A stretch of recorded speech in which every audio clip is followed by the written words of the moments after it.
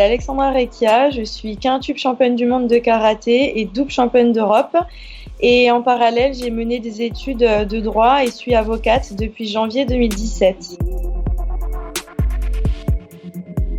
Vraiment, là j'arrive au bout de mon épargne, il me reste plus grand-chose. Organise-toi et compte sur ta famille parce que ce seront tes piliers et ils vont t'aider. Salut les sportifs, c'est Hermano. Je suis extrêmement heureux de vous recevoir aujourd'hui pour ce deuxième épisode du podcast Dans les vestiaires. Aujourd'hui avec Barthélémy, mon copain du podcast Extraterrien. D'ailleurs, si vous ne connaissez pas son podcast, eh bien je vous invite à aller l'écouter. Barthélémy réalise de grandes interviews de sportifs inspirants qui vont vous aider au quotidien à améliorer votre pratique du sport, mais également votre quotidien professionnel et votre quotidien personnel. Allez, revenons au podcast. Dans le deuxième casier de ces vestiaires, nous allons découvrir Alexandra. Alexandra est multimédaillée mondiale, multimédaillée européenne et elle se prépare pour les Jeux Olympiques de Tokyo. Et vous allez voir que cette préparation n'est pas de tout repos pour elle. Juste avant de vous laisser avec notre invité, n'oubliez pas que le meilleur moyen pour que notre podcast se fasse connaître et que nous continuions à diffuser la bonne parole, c'est d'aller sur les plateformes de podcast et notamment Apple Podcast, de nous mettre une notation et un commentaire et de partager ce que vous êtes en train d'écouter sur les réseaux sociaux. Ce podcast dispose d'un compte Instagram, c'est vestiaire.podcast. Vous pouvez bien entendu nous taguer sur Instagram en story ou sur une photo et on se fera un plaisir de vous repartager. Ce sera le meilleur moyen pour nous aussi de nous faire connaître et de diffuser la bonne parole. Allez, sur ce, je ne vous embête pas plus longtemps et je vous laisse aller écouter l'épisode avec Alexandra, réalisé en collaboration avec Barthélémy. Aujourd'hui, j'ai la chance d'avoir un accompagnateur, un co-intervieweur avec moi en la personne de Barthélémy. Salut Bart. Salut Hermano, comment vas-tu ? Bah écoute, très bien. Et puis nous avons une superbe invitée aujourd'hui que toi tu connais déjà, mais qui va nous parler de choses un peu diverses de ce que vous avez déjà abordé dans le podcast Extraterrien. Ouais, tout à fait. J'ai eu la chance de rencontrer Alexandra cet été, il y a quelques mois.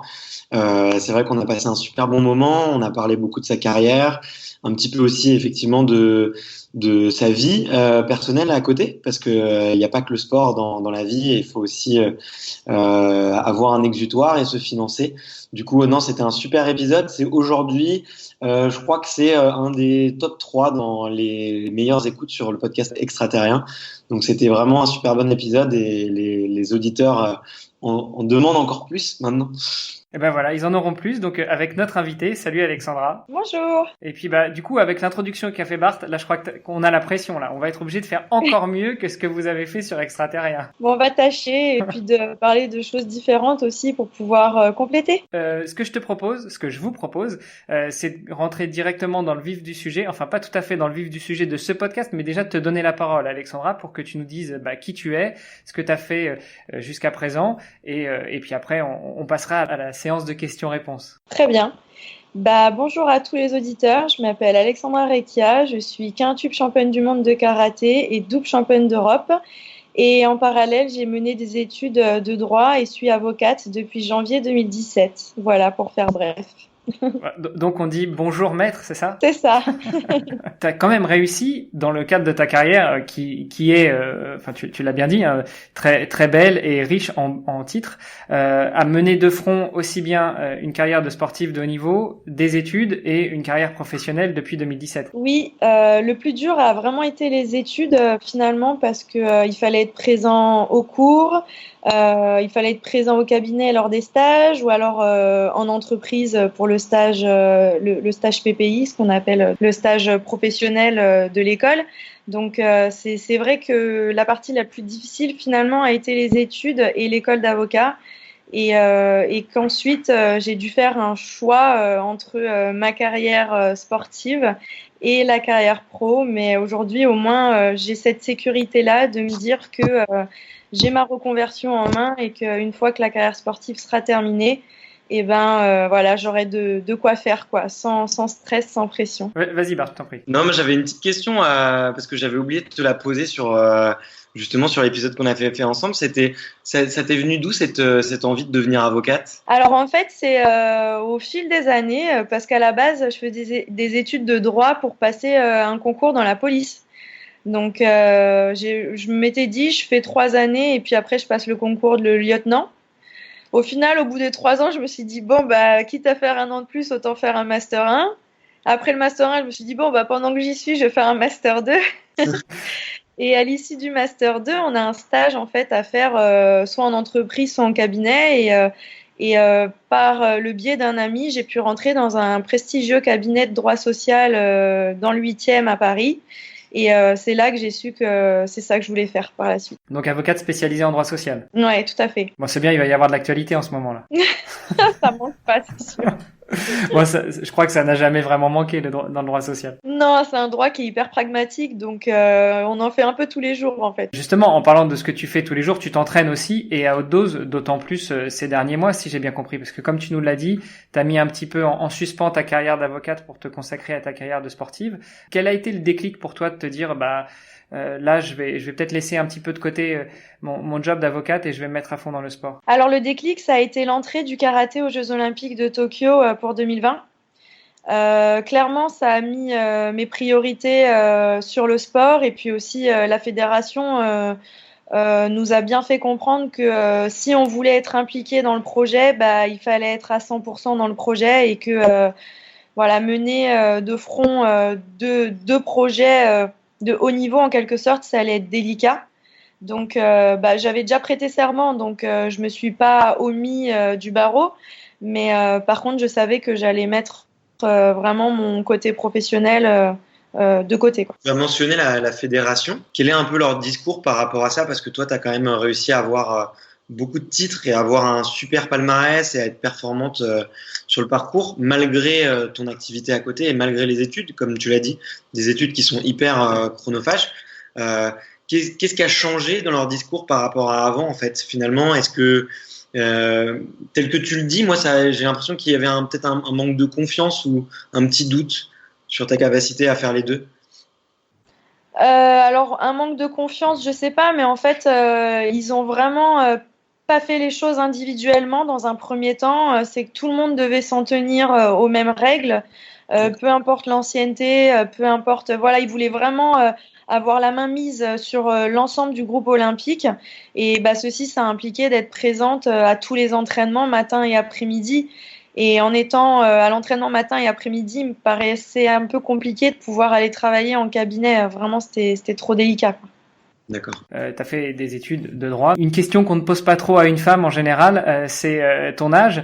Et du coup, est-ce que tu penses que tu vas pousser après jusqu'en 2024 parce qu'ils seront à Paris, donc tant qu'à faire, c'est chez nous, c'est en France, ça donne un incentive en plus, ou est-ce que tu penses déjà je dirais pas à tirer un trait sur ta carrière sportive, mais à relancer ta carrière professionnelle? Alors, la question aurait pu se poser si le karaté était sûr d'être présent aux Jeux de 2024.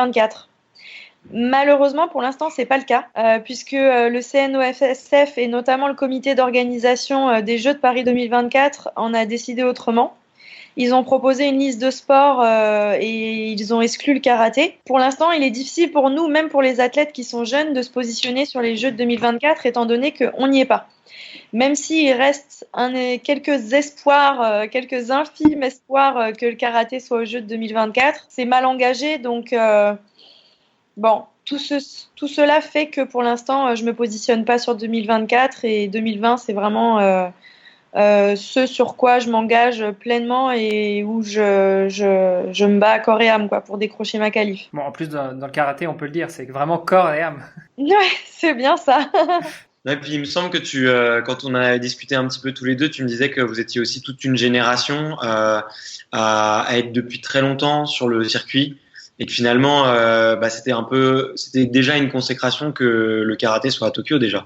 C'est déjà une très très bonne nouvelle. Oui, alors l'équipe de France actuelle est relativement jeune, mais c'est vrai qu'on est encore un ou deux, pas pionniers, mais un ou deux survivants, on va dire, de la génération 88. Et que pour nous 2020 c'est vraiment l'objectif ultime parce que on prend de l'âge, on a envie de construire nos vies de famille, moi j'ai envie d'avoir des enfants, donc le mariage est prévu pour 2021, donc derrière on va lancer le bébé, donc on a une exclue.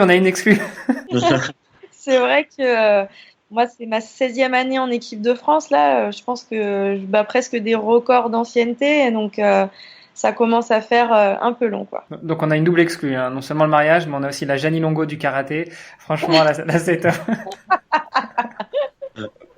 Ah, je prends ça comme un compliment parce que Jeannie Longo, elle a eu une sacrée carrière. Ah bah oui, je pense que tu peux.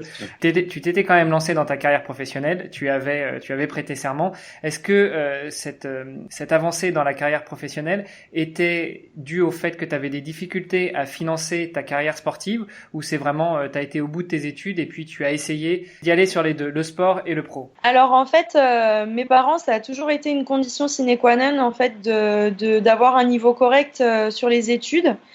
Depuis toute petite, depuis quand ça a commencé à devenir sérieux, donc collège, lycée, ils m'ont dit attention, le karaté c'est bien, t'es doué, mais par contre c'est pas ça qui va te faire vivre. Donc nous, ce qu'on te demande en échange, c'est que si tu veux continuer à aller à l'entraînement, en compétition, etc., c'est que les résultats scolaires ne baissent pas. Ouais. Donc en fait, j'ai été élevée un peu dans cette ligne de conduite là et je m'y suis tenue jusqu'à la fin de mes études.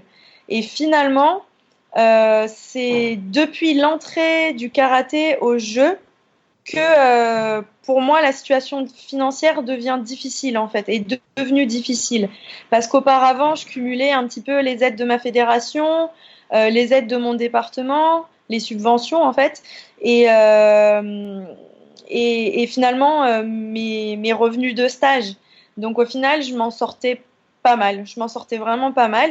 Mais c'est vrai que depuis que j'ai dû ralentir mon activité professionnelle et que je me suis concentrée que sur le karaté, et du coup, j'ai dû puiser sur mon épargne personnelle pendant plus d'un an. Et là, depuis 4-5 mois, ça devient difficile, ouais. Alors c'est bien parce qu'on est vraiment dans le sujet du coup. Moi je voulais interviewer les sportifs de haut niveau pour savoir comment est-ce qu'ils géraient leur carrière de front. Alors on va passer sur les grandes stars qui ont des contrats de sponsoring et puis qui finalement s'en sortent très bien. Après chacun a ses problèmes, mais c'est impressionnant de savoir que une quintuple championne du monde, double championne d'Europe, a du mal quand même, surtout en année olympique, à financer sa carrière sportive. Tu nous disais très rapidement tout à l'heure que tu vivais assez bien avant, notamment sur la base des subventions, des subsides, des aides que t'apportait la fédération ou autre. Est-ce que tu peux nous en dire plus ou c'est un sujet un peu tabou? Non, c'est pas tabou. Alors en France, en fait, à partir du moment où un sportif de haut niveau cumule un double projet, il est vachement aidé. On peut avoir des subventions de la région, du département, la fédération fournit des aides personnalisées et en plus peut financer une partie de l'école, des coûts en fait que génèrent les études. Quand tu parles de double projet, c'est-à-dire un projet sportif et un projet professionnel ou un projet d'études? Oui, c'est ça, exactement. Mais du coup, l'aléa, c'est que si on veut se consacrer entièrement à son projet sportif, bah là, en fait, on se retrouve un peu plus démuni. Ouais. C'est vrai que ça devient tout de suite plus compliqué. Et on court un petit peu après les subventions à droite à gauche, mais c'est pas suffisant, quoi. Vraiment pas. Et c'est assez marrant parce que tu as mentionné tout à l'heure que la fédération vous a recommandé quand même de vous mettre à plein temps sur la préparation des JO. Ouais. Donc toi, tu perds une source de revenus. Mais est-ce que à côté de ça, comment dire, la fédération vous aide à essayer d'en trouver d'autres, ou est-ce que ils ont d'autres effets de levier justement pour vous accompagner et compenser un petit peu cette perte entre guillemets, quoi? Alors la fédération, elle aide un petit peu dans la recherche, par exemple, de contrats images, ou alors dans la recherche de conventions d'insertion professionnelle. Mais c'est vrai qu'on est quand même un panel de sportifs. Voilà, on est une quarantaine de sportifs en équipe de France. Et du coup, c'est impossible de trouver des contrats pour tout le monde, quoi. Et ces dernières années, ils ont signé pas mal de CIP avec la SNCF, ou alors quelques contrats images avec des entreprises privées. Alors CIP pour nos auditeurs? CIP, c'est Convention d'insertion professionnelle. En fait, c'est une convention tripartite entre le sportif, la fédération et l'entreprise privée, qui est souvent la SNCF, par exemple. La SNCF ou la RATP, ça peut être EDF, ça peut être toutes ces entreprises-là qui participent au pacte de performance, en fait, qui a été mis en place par le ministère des Sports. Tu as Alizé Agier, il me semble, qui partie, par exemple. Exactement, c'est ça. Donc voilà, mais finalement, on s'aperçoit que ce modèle-là a un peu des limites puisque c'est pas possible de couvrir tous les athlètes qui en ont besoin, quoi. Et moi, je pense qu'à un moment donné, la fédération m'a un peu oubliée dans le sens où, pour eux, dans leur tête, en fait, j'étais avocate. Donc, forcément, je travaillais et j'avais des ressources et des revenus. Et c'est là que j'ai dû un petit peu taper à la porte et dire non, mais en fait, moi, depuis septembre 2018, je fais que m'entraîner, je travaille pas, donc j'encaisse pas d'honoraires et je me rémunère pas, quoi. Alors, c'est tout à ton honneur, mais tu vois, tu as une grosse communauté. Donc, Oui. on peut avoir tendance à croire que les abonnés sur Instagram te rémunèrent. Ouais, c'est ça. Et je pense que ça a peut-être dû jouer aussi, tu vois. J'en discute beaucoup, de plus en plus avec des sportifs, et c'est vrai que avoir une communauté, c'est pas forcément avoir des sponsors. C'est deux choses très différentes. Oui, c'est totalement vrai parce que moi aujourd'hui, je suis suivie par plus de 40 000 personnes, 42 000 personnes sur Instagram et quasiment 20 000 sur Facebook. Et en fait, ces réseaux sociaux ne me rapportent strictement rien. Voilà, c'est à part, je parle financièrement bien entendu, hein. C'est vraiment un soutien moral qui fait du bien. D'ailleurs, je suis très proche de ma communauté et je la remercie encore parce qu'ils sont vraiment géniaux. Mais par contre, je monétise pas du tout Instagram et Facebook. Donc, contrairement à ce que certains peuvent croire, non, je me fais pas d'argent grâce à Instagram et à Facebook. Pas du tout. Alors, on va peut-être passer sur la partie justement partenaire sponsor parce qu'on est en train d'en parler, contrat d'image et autres. Est-ce que toi, tu as des sponsors qui t'accompagnent ou des partenaires qui t'aident au quotidien? Alors, j'ai des partenaires, oui. Mais des partenaires plus matériels. Donc, je vais avoir mon partenaire Alpha Cooking qui me prépare 5 plats par semaine, 5 plats, les 5 plats du midi, du déjeuner, en fonction de mes besoins énergétiques. J'ai NutriPure qui me fournit mes compléments alimentaires. Et après, j'ai Active Chiro qui s'occupe un peu de mes soins, qui est ma chiropracteur. Et j'ai également Clean Alliance qui gère en fait une partie de ma récupération avec la balnéo et la cryothérapie. Ok, donc on est plus sur de la dotation produit ou de service, quoi. Exactement. Donc ça t'enlève une partie de ton budget, mais malgré tout, c'est pas ça qui met les pattes pour le repas du soir. Bah, ça paye pas mes factures, quoi. Donc du coup, tu nous le disais en début d'interview, là depuis septembre 2018, tu travailles plus. Tu as ces partenaires qui se concentrent sur les dotations produits ou services. Comment est-ce que tu vis au quotidien? Est-ce que tu nous as dit que tu avais été obligé de taper dans ton épargne, mais finalement, est-ce que c'est suffisant ou est-ce que tu vois qu'elles font à vue d'œil? Ah non, mais elle a fondu, elle est presque plus existante. Non, vraiment là j'arrive au bout de mon épargne, donc il me reste plus grand chose. Après j'ai des aides personnalisées qui viennent de tomber. Heureusement, je pense que la fédération elle a un peu entendu mon appel, mais c'est vrai que ça part extrêmement vite, donc c'est l'histoire de quelques mois. Après, je vais me retrouver à sec. Non, et puis en plus, je pense que les gens se rendent pas compte. Peut-être que pour d'autres sports, c'est un petit peu plus clairvoyant, mais vous avez énormément de voyages, énormément de compétitions. Je sais que quand on s'était rencontrés, après tu partais au Japon. Je sais que tu as eu d'autres compétitions un peu partout en Europe, que le programme il est encore très chargé parce que la qualification faut aller la jouer. Mais du coup ouais, tu dois avoir beaucoup de dépenses, j'imagine, pour pouvoir tout simplement être au niveau, quoi. Oui, bah il y a les factures du quotidien à payer. Là, faut que j'achète les billets pour Tokyo pour mes parents parce que mes parents ils pourront pas financer leur voyage. Faut aussi que je prépare les compétitions, les séries A qui sont pas pris en charge par ma fédération.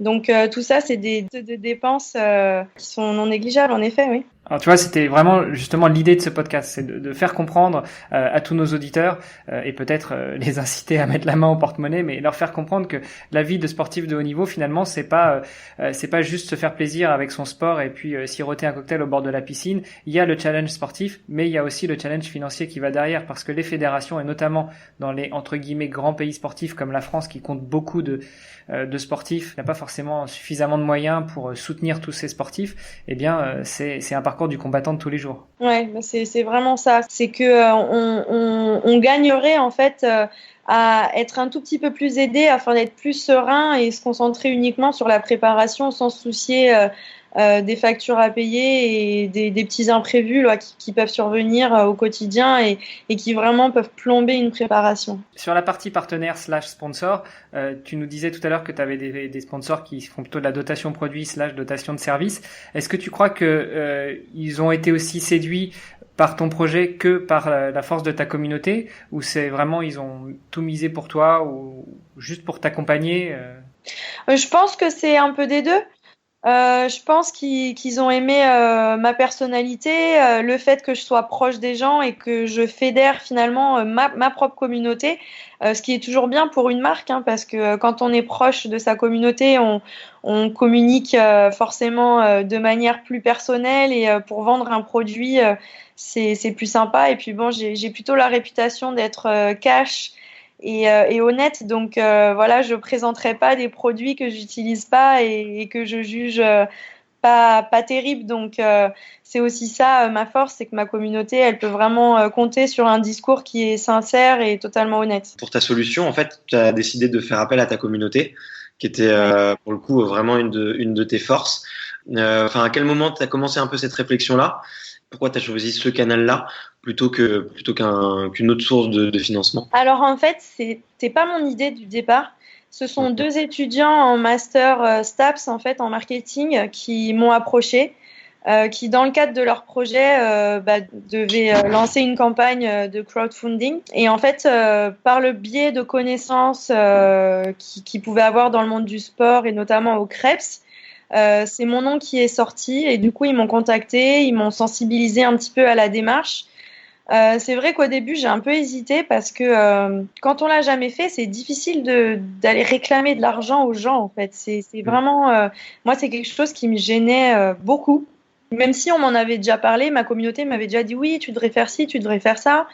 J'avais jamais osé sauter le pas et le fait en fait que ce soit des étudiants dans le cadre de leur stage qui viennent en fait me proposer ça avec un angle hyper professionnel parce qu'avec tout un accompagnement via le site Fosbury qui est hyper professionnel, hyper cadré et qui surtout est réservé aux sportifs et aux challenges sportifs finalement, je me suis dit pourquoi pas. Je me suis dit que j'avais une communauté hyper présente et je doutais pas qu'elle serait ravie de m'aider. Donc, on a lancé le projet. Il a fonctionné au-delà de mes espérances, quoi. Vraiment, on a atteint une belle somme et j'en suis ravie, quoi. C'était top. Donc, ça me prouve que j'ai eu raison de le faire. Et tu peux nous en dire plus sur la somme ou pas? Enfin, c'est juste pour avoir aussi une idée du budget. Ouais, on a dépassé les 9 000 euros là. On est à 9 200 et des poussières. On était parti sur un objectif de 5 000. D'accord. Ouais, effectivement, elle est plus que dépassée. Elle a presque doublé. Puis bon, après, il faut savoir que bien sûr, sur ces sommes-là, on récupère pas la totalité parce que le site prend une commission. Et puis après, on utilise une partie de la somme pour acheter les contreparties. Nous, on a mis des t-shirts, des ceintures, des packs, des cartes de dédicace, etc. Donc du coup, ça va servir à financer aussi l'achat des contreparties pour les donateurs. Vous avez fait appel à un site, tu nous rappelleras peut-être le nom et puis on mettra ça dans les show notes de l'épisode. C'est vraiment une campagne de crowdfunding, c'est-à-dire les gens viennent, il y a des contreparties et puis ils donnent ce qu'ils veulent par rapport aux contreparties et aussi par rapport au niveau d'aide qu'ils veulent apporter, ou est-ce qu'il y a aussi, comme peut le faire la plateforme Sponsorize Me, des contreparties avec des contrats d'image en fait, avec des plus gros sponsors ou partenaires? Alors c'est vrai que dans les contreparties, on n'a pas proposé par exemple d'intervention en entreprise ou des choses comme ça. J'avoue qu'on n'y a pas pensé en fait, ou on y a pensé trop tard. Donc, mais après, c'est quelque chose qui peut toujours se faire. Enfin, je l'avais précisé sur mes réseaux que, bien entendu, si une entreprise voulait faire une donation qui dépassait les 500 euros, par exemple, ou qui équivalait à la somme de 500 euros, je serais ravie de venir intervenir dans leur entreprise. Pour faire une initiation et puis parler un petit peu de mon parcours et de mon projet. Par contre, il y a effectivement des contreparties. On a commencé, je crois, à la somme de 10 euros et ensuite on a augmenté tous les 10 ou 20 euros et on a essayé de mettre des produits ou alors des vidéos de remerciements Voilà, et puis des initiations karaté aussi. Pour ceux qui mettaient 200 € ou plus, ils pouvaient bénéficier d'un cours privé avec moi. C'est Fosbury, I Believe in You. D'accord, ok, super. Je voulais savoir du coup les donateurs, tu savais un petit peu qui c'était? Est-ce que c'était principalement des gens qui te suivaient sur les réseaux ou est-ce que tu as réussi à aller toucher un autre public? Est-ce que c'est des gens auxquels tu t'attendais ou pas du tout? Bah, à vrai dire, il y a eu des deux. Il y a eu des amis qui ont contribué, des amis très proches qui ont contribué, ça m'a vraiment touchée. Il y a eu des personnes qui me suivent de ma communauté avec qui j'interagis très souvent qui ont contribué, mais il y a aussi des gens que je connais pas qui ont contribué, des gens qui font pas de karaté, qui me suivent pas sur les réseaux, qui ont été touchés soit par des connaissances de connaissances.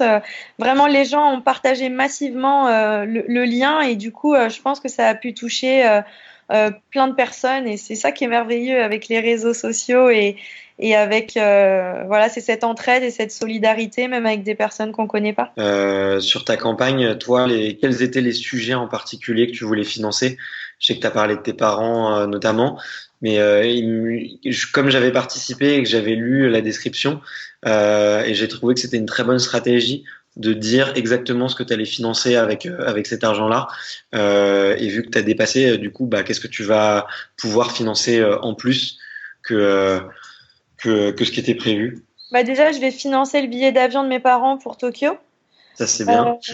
Ouais. Déjà, ça, c'est une sacrée dépense. Donc, ça représente à peu près entre 3 000 et 4 000 € quand même, les billets pour le Japon. Les prix augmentent toutes les semaines. En plus, forcément, ils en profitent, c'est les jeux. Donc, on est sur la fourchette haute, ce qui est logique. Et ensuite, je vais en profiter pour pouvoir financer des compétitions comme par exemple la Serie A au Chili, à valider par ma fédération parce que je crois qu'ils sont pas très chauds pour qu'on y participe. Donc à valider avec eux parce que seulement 10 jours après, on a l'Open de Paris qui est juste un des plus gros objectifs de la saison 2020. Voilà, c'est important pour la fédération que les athlètes français brillent à domicile. Donc, qualificatif, les Open de Paris? Oui, c'est COF6, c'est hyper important. Ok. Donc voilà. Et en plus, c'est une compétition qui est dans le parcours de sélection pour le tournoi de qualification olympique. D'accord. Donc, il faut d'autant plus y briller, notamment pour le public, mais aussi à titre personnel, pour pouvoir se qualifier pour le tournoi de qualification, qui est la deuxième étape pour se qualifier aux Jeux. Ouais, putain, c'est un tournoi que t'aimes bien, donc j'imagine que ça va te rappeler de bons souvenirs. Ah ouais, je l'ai gagné déjà 8 fois, donc pourquoi pas encore une 9e fois. Ouais.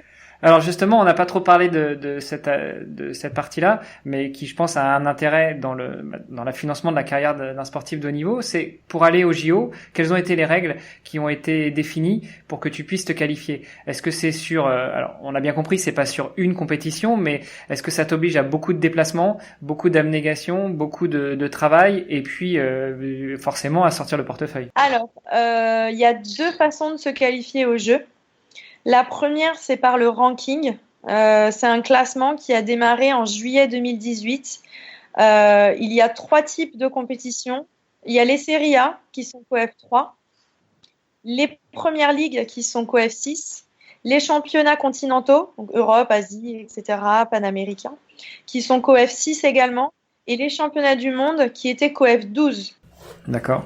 La fédération a fait le choix sur ce parcours de n'engager les athlètes français que sur les premières ligues, les championnats continentaux et les championnats du monde. Donc du coup, en fait, déjà, l'équipe de France, de manière générale, ne participe pas aux Serie A.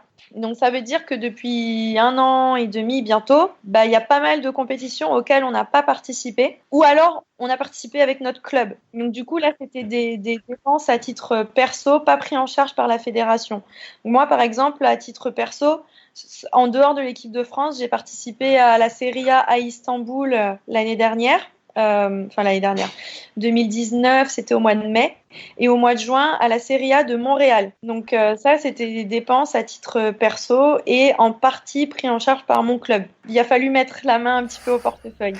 Après, sur les compétitions de Première Ligue, la fédération nous prend en charge, et sur les championnats continentaux et championnats du monde, La fédération prend en charge également. À l'issue de toutes ces compétitions-là, jusqu'au 6 avril 2020, toutes ces compétitions rapportent un certain nombre de points en fonction de leur coefficient. Les 4 premières au classement, à l'issue de ces 2 ans de compétition, partent au jeu au niveau mondial. Et la particularité aussi, c'est qu'en fait, par exemple, pour moi, ma catégorie, elle est mixée avec la catégorie du dessus. Parce que la catégorie olympique, c'est moins de 55 kilos. Moi, habituellement, je tire en moins de 50 kilos. Donc, en fait, ils prennent 2 moins de 50, les 2 premières, et 2 moins de 55, les 2 premières. Donc, ça laisse très peu de place. Forcément, oui. Donc, ça, c'est la première étape pour se qualifier. Ensuite, dans chaque catégorie, il y aura un Japonais qui prend une place. Donc, ça fait 5. Et derrière, il reste 5 places parce qu'on est 10 par catégorie. Okay. Il va y avoir un tournoi de qualification olympique qui sera à l'Accor Hotel Arena Bercy au mois de mai. Du 6 au 8, je crois, ou 6, 7, 8. Oui, c'est ça, du 6 au 8 mai. Et en fait, ce tournoi-là, les 3 premiers sont qualifiés au jeu. D'accord. Voilà, ça fait 7 places de prise, du coup, si je compte bien, 8 places, pardon. Et ensuite, la fédération mondiale, elle choisit un athlète qui s'est illustré sur les compétitions dans cette catégorie, mais qui n'a pas forcément les fonds nécessaires pour pouvoir participer à toutes les compétitions.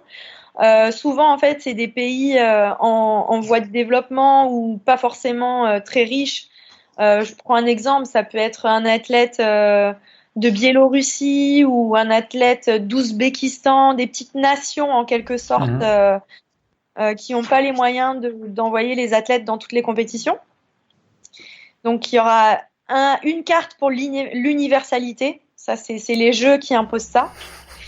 Et une carte pour que la Fédération mondiale choisira de repêcher un athlète qui est reconnu dans la discipline et dans la catégorie, mais qui ne s'est pas qualifié pour diverses raisons. Ça peut être blessure, maladie ou échec. Ça peut arriver aussi. Ok, donc c'est vachement technique, mais du coup, ça vous oblige aussi à beaucoup de déplacements et beaucoup de dépenses. Ah bah, par exemple, là, on a fait déjà 3 compétitions depuis le mois de septembre. Et on est parti au Japon, à Tokyo, donc à Madrid et à Moscou.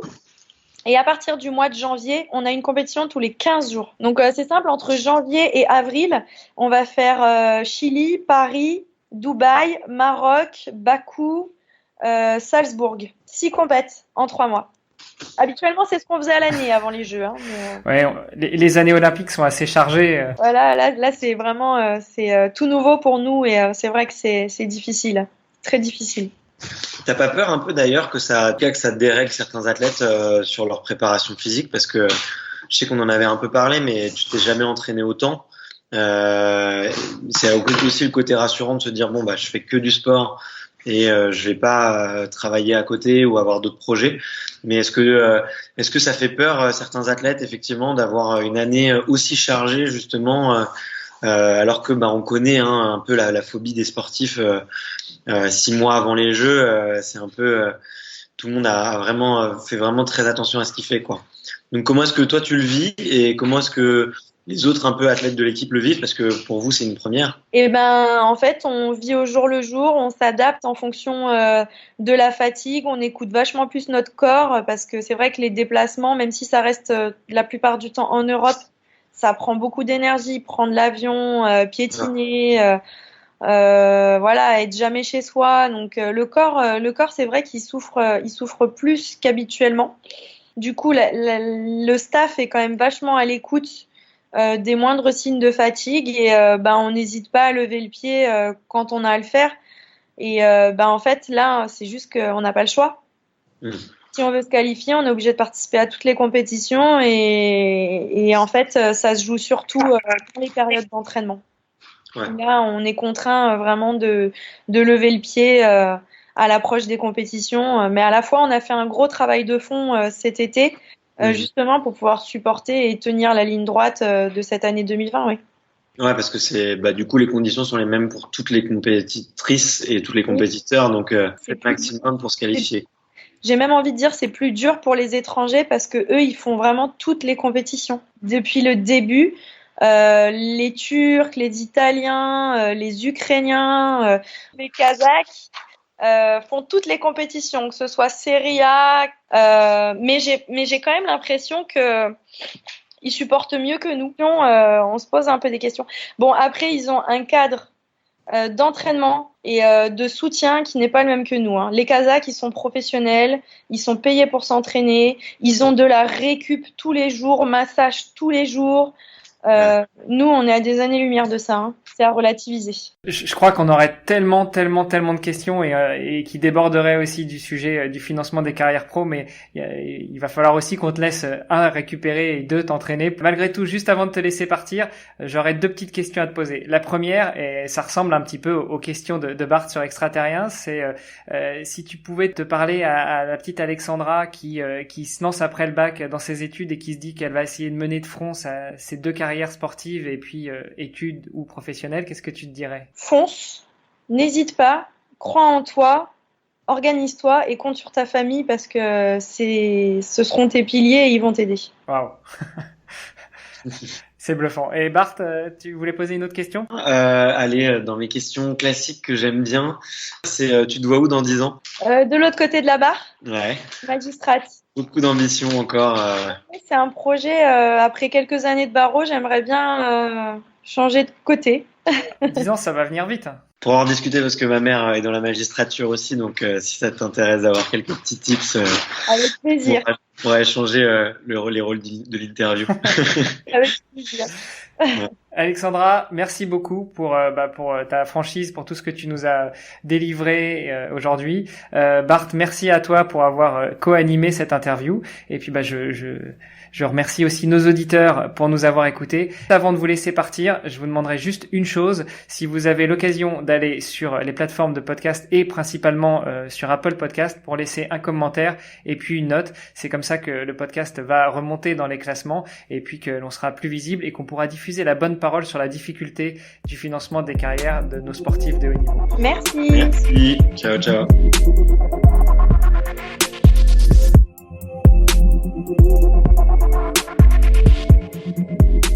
Félicitations, vous avez réussi à écouter cet épisode jusqu'à la fin. J'espère qu'il vous aura plu. En tout cas, faites-le moi savoir. Connectez-vous sur les plateformes de réseaux sociaux. Vous trouverez tous les liens sur vestiaire.info. Dites-nous ce que vous avez pensé de cet épisode. Soyez réaliste, dur. En tout cas, dites-nous ce que vous en avez pensé au niveau de l'interview, au niveau de la qualité du son, au niveau de la qualité du podcast. C'est grâce à vos commentaires que je m'améliorerai. Mais c'est aussi grâce à vous que nous allons pouvoir recevoir plein d'invités. Encore une fois, taguez le podcast. Mettez des commentaires sur iTunes, invitez vos amis à l'écouter, inscrivez-les de force sur toutes les plateformes de podcast. Plus nous aurons d'auditeurs et plus nous pourrons diffuser cette bonne parole. Allez, sur ce, je vous embrasse et je vous dis à la semaine prochaine. Salut les sportifs.